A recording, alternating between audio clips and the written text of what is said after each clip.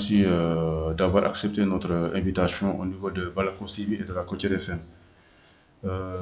Qu'est-ce qui a provoqué cette visite au niveau de Fadjout? Alors, les visites pastorales font partie du programme normal d'un évêque qui doit sillonner les différentes paroisses de son diocèse pour s'enquérir de la vie des communautés chrétiennes et de l'environnement dans lequel cette vie se réalise. Alors, Fadjout avait été programmé en mars 2020.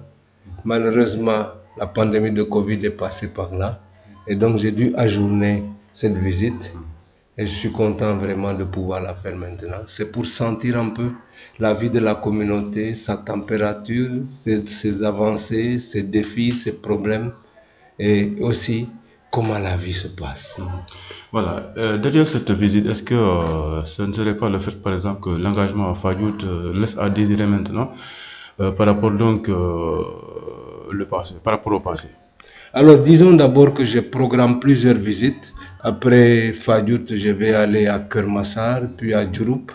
Mais c'est vrai que le curé précédent qui avait été là, l'abbé Joseph Touré, avait alerté mon attention sur le fait que la communauté pouvait connaître quelques problèmes de désengagement, et en tout cas de manque de ferveur. Bon, il en faisait même une analyse assez négative, et cela a certainement contribué à me faire choisir Fadjout pour une visite pastorale. Voilà, justement, vous avez vécu avec les paroissiens 4 jours durant. Qu'est-ce que vous avez constaté au niveau de la gestion, au niveau par exemple de la vie communautaire à Fadjout? Alors la vie communautaire à Fadjout frappe d'abord par le fait qu'il y a des constantes qui sont là. Il y a une tradition de pratiques religieuses avec surtout des anciens et encore plus de femmes. Il est souhaitable, comme Fadjout a été connu pendant un bon moment, que les jeunes reprennent leur place dans l'animation liturgique et dans des engagements multiples. Cela dit d'ailleurs, les jeunes ne sont pas absents, aussi absents qu'on voudrait le dire. Je vois comment l'abbé Basile Djegania fait un travail d'animation avec les jeunes et il m'a rapporté une soirée qu'il a faite à Djoum qui a été très marquante pour les jeunes. Je regrettais même de n'avoir pas pu être là ce soir-là. Donc pour moi, c'est dire quand même que il y a des absences, il y a des défis, mais l'engagement est là. Je déplore quand même une chose. Il y a une déperdition qui est liée à des changements de mentalité. Le village est devenu plus ouvert, avec plus d'étrangers, et ça amène forcément des mentalités nouvelles. Mais c'est là qu'on doit prouver notre capacité d'absorption d'autres éléments pour nous enrichir et ne pas les considérer comme des menaces. Évidemment, si ce sont des menaces, effectivement, il faut s'en protéger. Mais je crois que quand des humains rencontrent d'autres humains, ils ont possibilité de grandir ensemble et d'échanger, même s'ils ne partagent pas tout à fait les mêmes convictions. Voilà, en réalité, quel est le message que vous avez apporté donc, à la communauté de Fadjout? J'ai envie de leur dire, vivez dans l'espérance qui vous motive. Des défis sont là, mais vous êtes enracinés dans une longue histoire chrétienne, avec des témoins dont il faut continuer de se souvenir.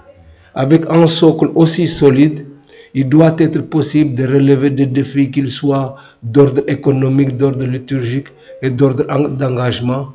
La plus grosse difficulté que je sens quand même pour les jeunes d'aujourd'hui, c'est de trouver des opportunités économiques pour pouvoir vivre et même fonder un foyer en bonne et due forme. Il y a trop de défis pour cela, dans ce sens. Mais ça n'est pas propre à Fadjout, c'est un problème général dans le Sénégal. Notre population a grandi, des indépendances à maintenant on est passé de 3 millions d'habitants à 17 millions et ça a forcément d'impact sur les capacités de notre État du Sénégal à absorber tous ces jeunes qui sont sur le marché du travail et qui ne trouvent pas forcément du travail. Et Fadjout subit aussi cette situation. Mais je me félicite qu'il existe des filières de formation technique et professionnelle et j'encourage les jeunes à ne pas avoir des attitudes attentistes, mais s'engager, aller voir.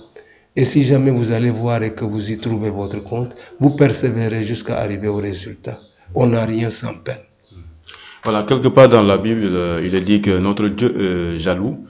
Que dites-vous par exemple aux gens qui font recours très souvent aux marabouts, aux fétiches, aux pangols? Alors Dieu est jaloux parce qu'en fait, il n'y a qu'un seul Dieu. Il est unique et c'est lui qui a tout créé.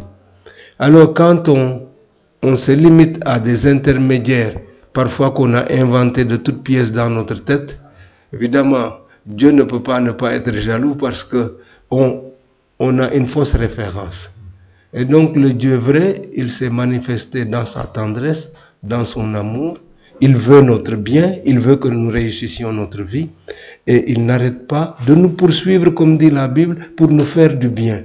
Alors, ce n'est pas un Dieu jaloux dans le sens que Dava Amsisate Lolo Amultiyala. Mais le Dieu qui nous aime veut que nous profitions de l'amour qu'il nous porte. Et dans ce sens-là, je pense que sa jalousie est une marque d'amour. Cette visite également est une occasion pour vous de faire un pèlerinage au niveau donc, de votre maison familiale ou paternelle.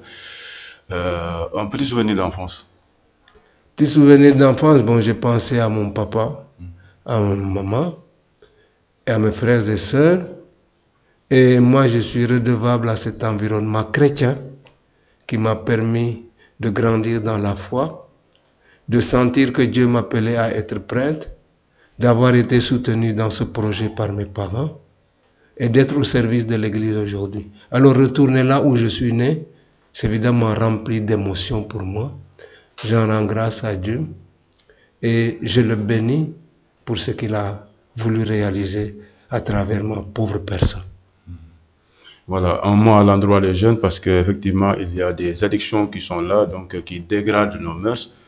Quel message pour les envoyer?